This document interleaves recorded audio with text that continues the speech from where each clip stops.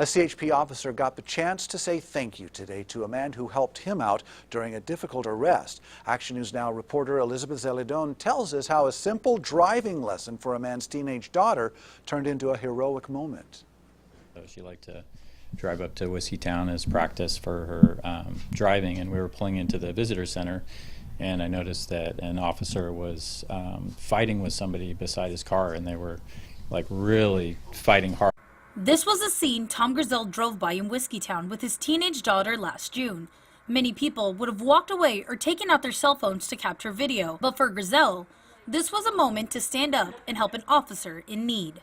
At that time, he had already had the suspect on the ground, so I walked over and asked if he needed assistance. That's when Officer Zalesny asked him to grab the handcuffs the suspect had thrown during the fight, and he did just that.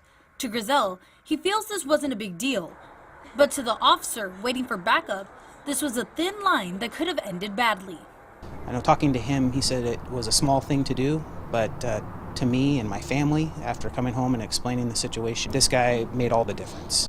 So Tuesday, the two reunited once again to say thank you and present Grizzell with this certificate of appreciation, reminding him that in a world where many wouldn't do the right thing, CHP officers in Redding appreciate the act of bravery and kindness.